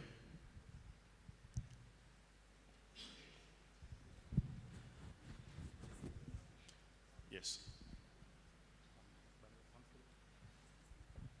Yeah. Yeah. Thank you so much. I am Lungle Nontia from Walter Sisulu University. Good day, everybody. Mine is a comment. It's not a question. I've been listening to all the panelists. Then I picked that what Prof said, spoke about the economic complexity. Then Prof Mwadi spoke about the inequality. Then Mr. Tomendini made mention of e-partnership. So my comment is on those three things. One, for us to be able to respond to the question that I believe MEC or Premier is looking for is on the basis of economic complexity. The first question that we should be asking ourselves is, what do we have as a province? That's the first question or a point of departure. Secondary to that, what do you want to do as a province so that we can be competitive enough to close that gap of inequality, of which that is what Prof Mwadi has said. Secondary to that, when we speak of economic complexity, there are firms within our province that were operating long time ago, but they are closed now. And I believe Premier has made mentions of those firms. But I want to say today, because of what Prof said when she made an example of Imihlonyane and other stuff, is that let us go back to the drawing board and make it to a point that we open those firms again so that they can start operating. And London izokwazi province to make it economic complexity. Your last point, please. Okay, thank you so much. Okokugqibela, ndimandigqibelise ngelithi, now xa sele sisebenza ezi firms, then ke ngoku it's when we are going to come back to the provincial government to seek for investment or intervention that will be in a form of cash, so that zikwazi ukuqinisekisa ezi firms dobana ziya operator, and in that it's going to respond to the question ebeyiraised yokuqala yantoni unemployment. Thank you so much. Thank you. Sibulele Mhlekazi. Kule tafile uMhlekazi would yes, him, yeah. Bengu number 5. Yes. My name is Farai Mshonga from NMU. My question is on the question that the Premier mentioned when he said our cities are not transforming. And I was thinking about what the first question that I was thinking we should ask ourselves is, what is the strength of the city at that particular point? And I've been thinking, if you look at East London, it's each and every year there is a new college being introduced, and it's becoming more of an education hub, which means we are shifting towards services more than we are shifting towards becoming a manufacturing city. And what can we do really is the question that I was asking, to say what can we do as a city to try and go back into manufacturing, or to use these services sectors, these educational institutions that we have, to create a supply chain that can go back into the grassroots, where we are talking about if it is the service that the university needs, to make sure that as a simple person can be able to provide services to that kind of institution. And then the last point. Your last point, okay. Okay, thank you. And then the last point that I had was on the agriculture sector. When I went to Lusig, I don't know, that region where I saw that there is so much sheep in this province. And I know that wool has been affected by cotton, right? Wool has been highly affected by cotton. But the question that I wanted to ask is, how can we, as a province, use the strength of us having so much sheep in a province to be able to come back and produce and use wool as, and create that market of wool and produce clothes? I know they are more expensive, but to make sure that there is some form of our people having to be encouraged to buy Sure. clothes that are made by wool from here. Thank you. Thank you so much. The table right by the corner there.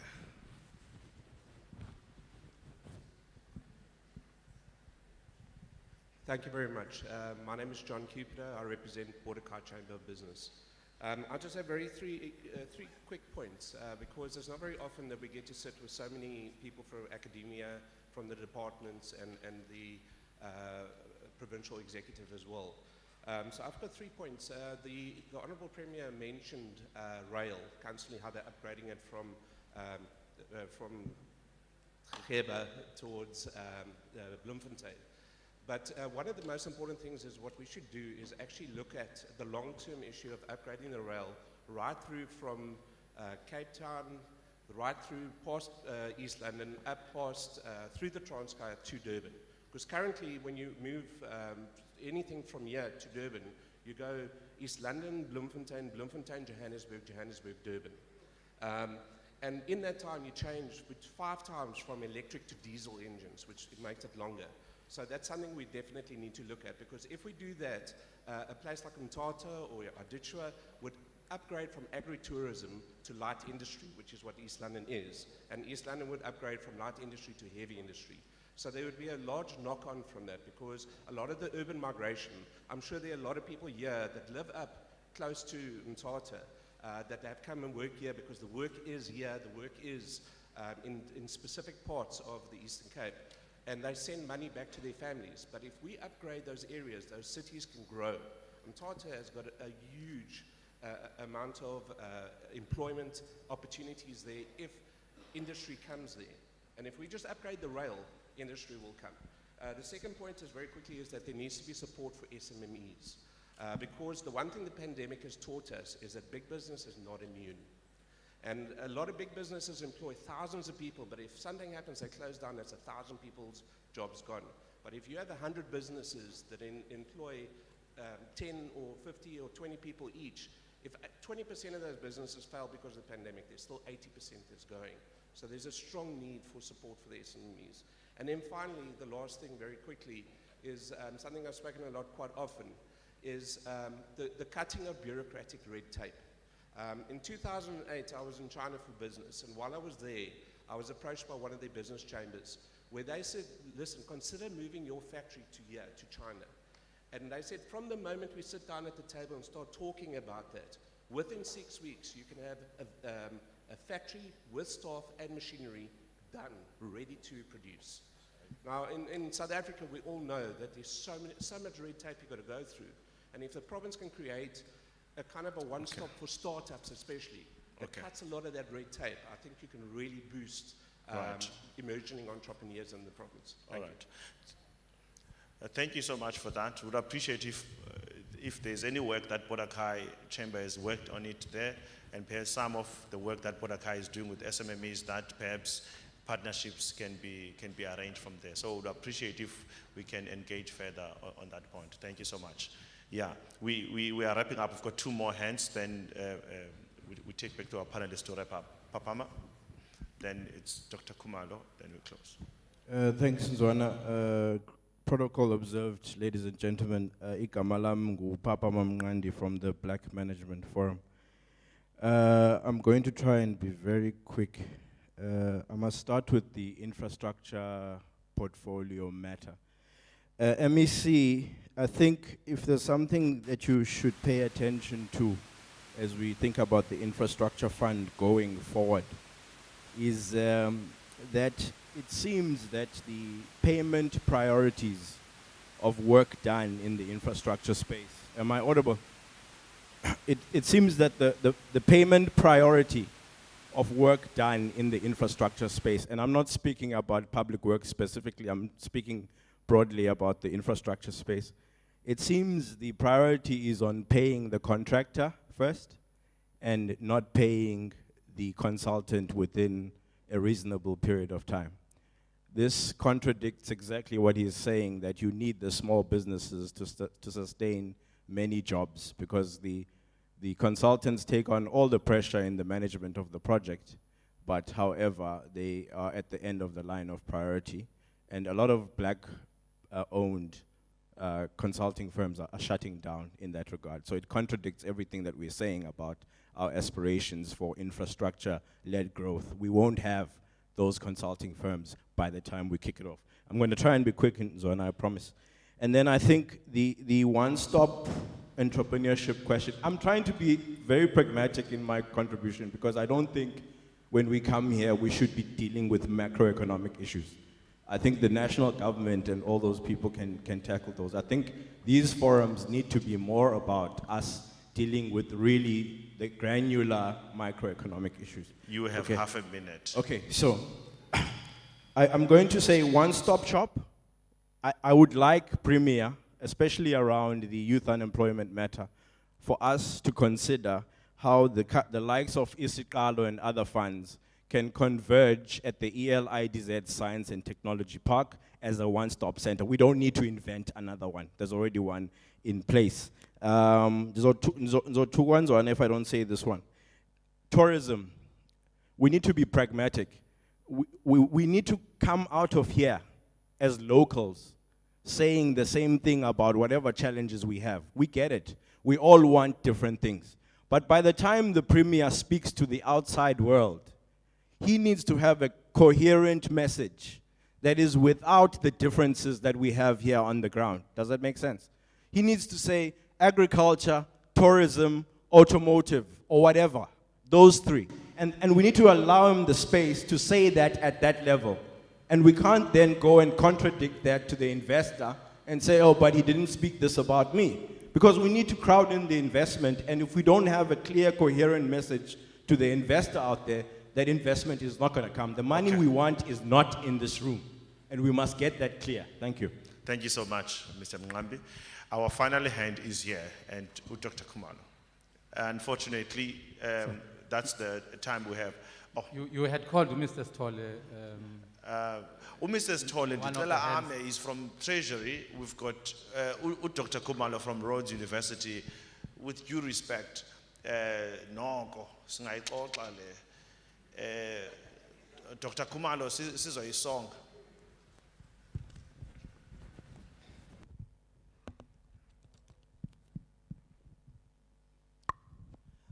Thank you, Chair. Sponsors Kumalo from Rhodes. The first thing I think is just a comment. I think we always say, or people are saying, what do we have as a province? And one thing we have really is the institutions of higher education. And we really need to engage with government. We are bleeding. We've got people who are doing a lot of research, engaged research, that deals with communities. And we cannot communicate that with the government. So for me, that is my first plea. That really engaged research that is being done by higher education, can we get that to the government? The second point is touching on Prof. Nwadi's comments and Prof. Ngano. When you're looking at what we call the Stekelenburg model, they talk about the first mover. That's a microeconomic theory. But what does that entail? It entails innovation. One thing that we need to do when we're solving problems is to be innovative. We cannot be copying what others are doing. We need to come with our own solutions as the province. So for example, you're thinking about agriculture. How much have we engaged the issue of fintech in crowdfunding? Do we even think about that as solutions to funding that exists within small business enterprises? When we're thinking about the FDI issue, yes, we've got domestic investors, But does the Treasury allow us, or the Banking Act allow the municipality to issue bonds? Because we can raise funds through some of these mechanisms, funds that can fund capital projects. And these are opportunities that exist, but we need to think out of the box. We cannot be copying what has been done. Thank you, Okay. thank you. Sir. Thank you, Doc. We know time is never enough for lecturers. Apologies about that. Ladies and gentlemen, that's all the time we had to take inputs in this round from the floor. If your hand was not noted, apologies, since I lungisa before the end of this entire session. At this point, I'm like to take it back to our panelists, and it's going to be a minute, then allow the MECs to wrap it up and do the closing remarks and reflect to their input as we have agreed earlier. There was a question for you, Prof. Nganya. I would appreciate if you can take not more than a minute because we have run out of time. We understand. Then Prof. Kanjalo, and then, in fact, you're making your closing remarks yourself. You won't have a chance again together with you, Mr. Clementine, Prof. Nwadi, then we close it. Over to you, Prof. Thanks. Thank you very much. I wanted to make my closing remarks, including my question that I have. Thank you very much. I wanted to talk about to the speaker who was talking about basic education and say that whatever she was saying was true, but I just want to add there by saying that we need Premier to invest. I've seen in the budget that education is getting the higher spice here. So I'm saying we need to monitor and evaluate that budget to education because especially in terms of infrastructure, there are so many schools that are closed. And then I was involved in a summit with basic education whereby we provided some solutions on attending to those closed schools to change them to be centers of entrepreneurship. And another solution that we are giving to infrastructure, there is a big problem to basic education of scholar transport. Learners cannot travel because of bad roads from their areas. And then that scholar transport is a problem, and even the people from scholar transport are not paid. And then it's a big problem there. So I was going to suggest that, how about now the schools are grouped in terms of hostels, so that the hostel life is better than the learners that are traveling every day through scholar transport. And we have proven it from our kids that those kids that are going to the boarding schools are performing much better than those that are traveling through scholar transport. And lastly, for one second, I want to say that tourism is also key, as much as agriculture is key to our province. But please, Premier, we can make use of our wild coast through infrastructure. There are places like Hamburg. When you go to Hamburg, it's a gravel road, people cannot reach there. We need to promote our wild coast and have tar roads towards the wild coast. Thank you.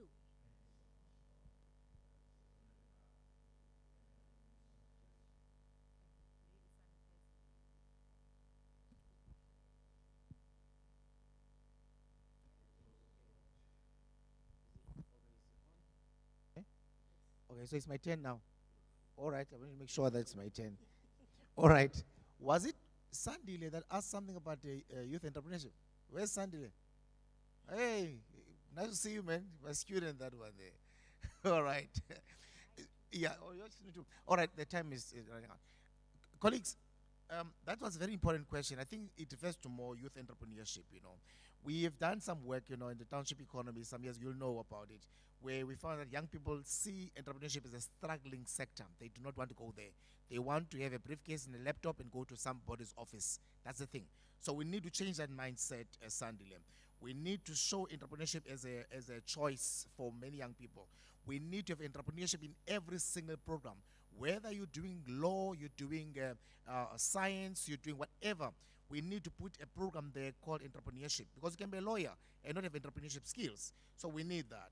We need also to have role models in our classrooms. We want to see doctors and professors and so forth. How about taking that successful entrepreneur in the township that's so successful, bring him to the class and talk to our students? You will see how much you can inspire those young people when they hear from that successful entrepreneur addressing them in the classroom. Those are role models. We need also to ensure that we are investing, generally the questions were raised here, all that sums up to one thing.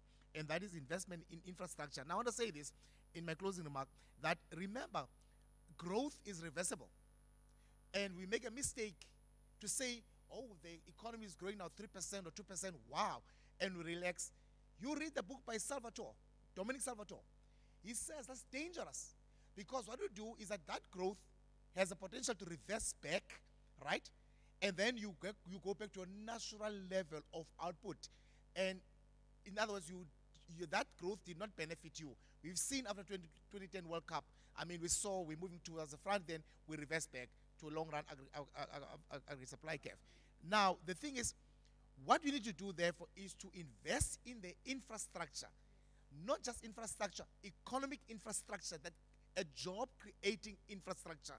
And once we do that, we are able then to resolve poverty, we are able to address inequality.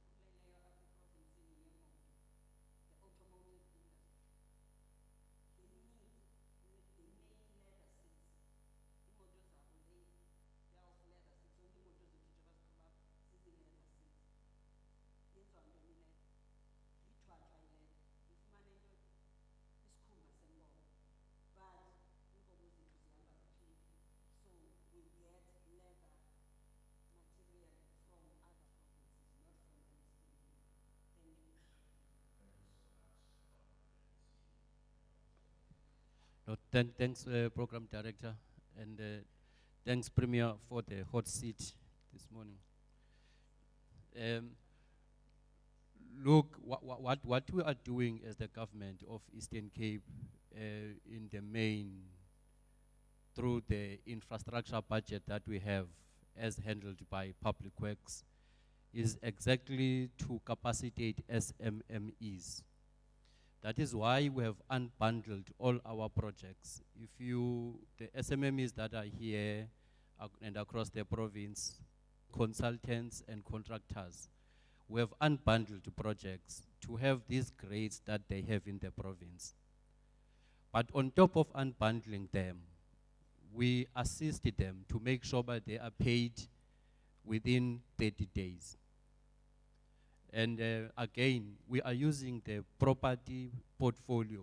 As you know, Bau Public Works is the biggest property holder estate to avail those properties to these SMMEs. We are doing that through giving them long-term leases. But whilst we want to introduce new entrants using the properties, we are also using them to stimulate the economy in our small towns.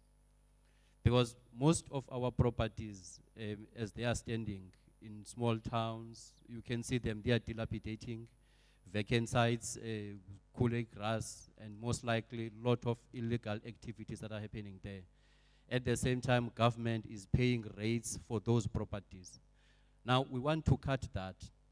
Out of just more than 500 million that we pay for rates and taxes, we want properties to generate that revenue because we've added value. Our property book, I think it's undervalued at 20 billion, just less than 20 billion, because of the nature of our buildings and our properties. So we want to add value by partnering with the private sector, giving them to the private sector through long-term leases. So that they can do developments. And there are examples at hand that we have started working on. I know by Saki Sizwe, we had a vacant site.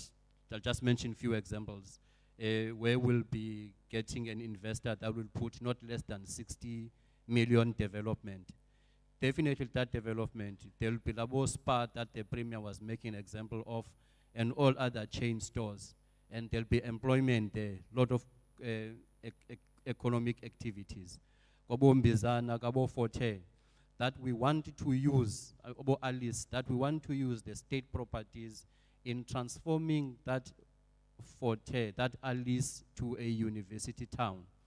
As a result, we have availed some properties to the university, and we have partnered with the municipality, and we will be facelifting, actually reconstructing even that hotel so that it can help with the activities around. But one last example, the Amatola Sun Hotel here in Bisho. We've just attracted a private developer from Eastern Cape that will also handhold other new entrants in the sector, in the construction, but also in partnership in just facilities management and all other activities that are related with that major development that will be there. That from a property now that is valued at less than 3 million currently, after 36 months, after that 3 billion injection, it will be worth more than 3 billion.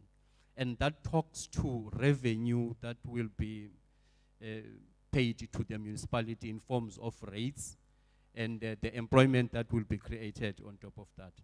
But again, we have compiled almost 300 properties to something that we call a property bid book that will be showcasing on the 31st of March to the property developers, where we'll be attracting all the major investors across the country so that they can invest in the Eastern Cape. So that's what we're trying to do. But in the construction sector, more than giving the local SMMEs or contractors projects, we want now to focus on material supply. Because a bigger chunk, more than around 70% in any construction work that you are doing, it goes to material. But then who owns that material? And the majority of that material, even if you are building a school, is not manufactured in the province. You have trucks that are coming, it's either from Bloemfontein, KZN, Gauteng, Limpopo, delivering bricks, delivering aluminium windows, 1 minute. delivering 1 minute. rafters, you know. So we also want to create value chain to use what we have to circulate around the province so that we can stimulate the economy of the province. With the skills, we are also capacitating with the bursaries that we have. We are creating the internal capacity with department to maintain state properties, to hire more artisans so that when there are disasters, we are able to respond as the state through the internal capacity. We want to be thin in using consultants so that we can train these people, we absorb these technicians, these artisans that are coming from the institutions around the province so that they can participate in reconstructing our province. Thanks. All right, a round of applause for the MEC. Thank you so much, MEC, for that, and thank you so much to the rest of our panelists that have taken some time to participate in this very important topic this morning. Apologies for the time that we have taken. Ladies and gentlemen, this marks the end of this panel discussion. And before you stand, Prof, that's it. There you have it, ladies and gentlemen. The picture of the province has been painted.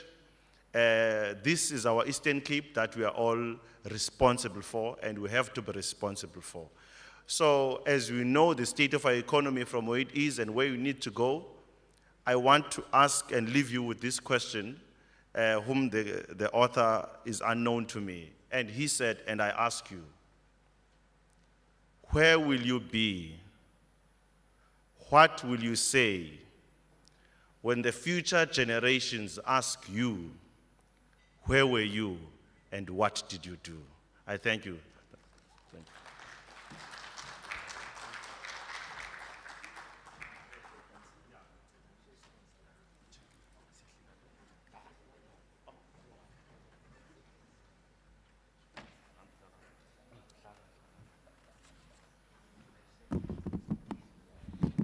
you. Thank you very much, Mr. Makaula, and thank you to our panelists. Another round of applause.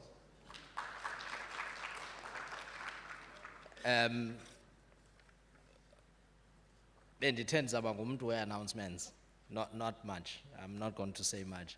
But there is, I want to give an assurance to quite a number of people that are actually watching on Facebook, that are watching on YouTube and are sending us comments to say we're getting those comments. And in fact, when we come back from tea now, we're going to be processing some of them, because some of the comments that we're actually getting from Facebook in particular are actually speaking very closely to what we're talking about.